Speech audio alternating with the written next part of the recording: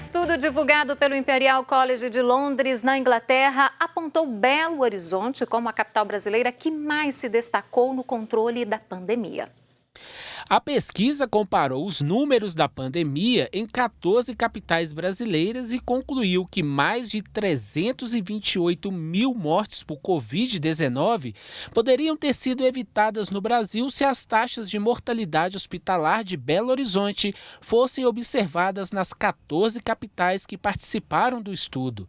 Segundo um dos infectologistas e membro do Comitê Municipal de Enfrentamento à Covid-19 da Prefeitura de Belo Horizonte, a bem-sucedida gestão da pandemia se deve ao planejamento, que começou quando os primeiros números começaram a aparecer no mundo. O planejamento para enfrentar essa pandemia começou em janeiro do ano passado, logo que foi detectado o vírus e que foram divulgados os primeiros trabalhos, passou-se a já planejar para uma possível pandemia, o que aconteceu de fato. Então, em março, no dia 18 de março, a Prefeitura criou o Comitê de Enfrentamento, mas mesmo antes da criação do comitê já havia um planejamento sendo feito. Desde março de 2020, foram mais de 6 fechamentos e dezenas de flexibilizações. A chamada política de abre e fecha em BH, como ficou conhecida no Brasil, foi alvo de críticas. Logo nos primeiros 50 casos comunitários, né, de casos detectados na comunidade, houve o primeiro fechamento para que os hospitais e a estrutura hospitalar se preparasse para o que viria, né, isso... houve uma crítica muito grande, fechou muito cedo. Não, na realidade fechou no momento certo, porque nós não tínhamos estrutura praticamente nenhuma para enfrentar o que viria depois. E que hoje, de trás para frente, né, é mais fácil da gente perceber que a gente estava correto, né? De janeiro a julho deste ano, Belo Horizonte registrou o menor percentual de mortes por Covid. Dos mais de 43 mil pacientes internados, cerca de 7.800 morreram, um número que representa 18%. Nas semanas mais intensas da pandemia, o percentual de óbitos foi de 12%.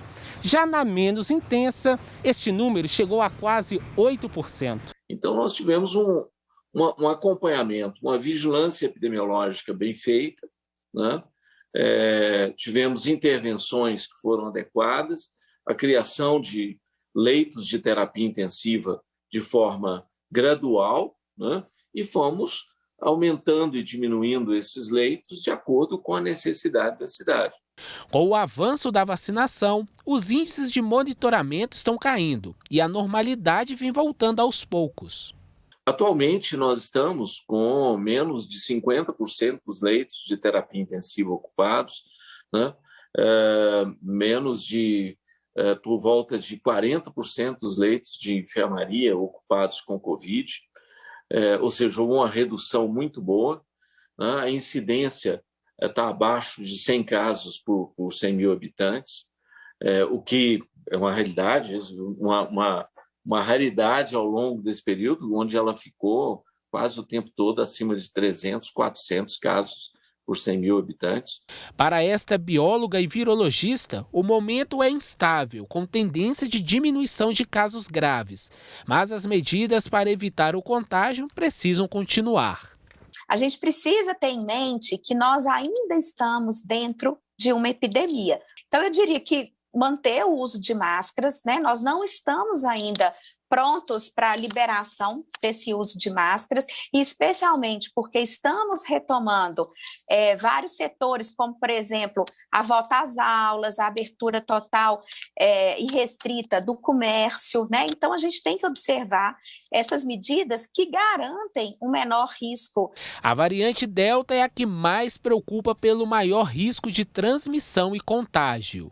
Por enquanto, a gente está observando esse comportamento da Delta, coletando as informações para que a gente possa tirar conclusões mais acertadas e embasadas em dados, para poder apresentar para a população a situação que a Delta tem apresentado aqui em Belo Horizonte.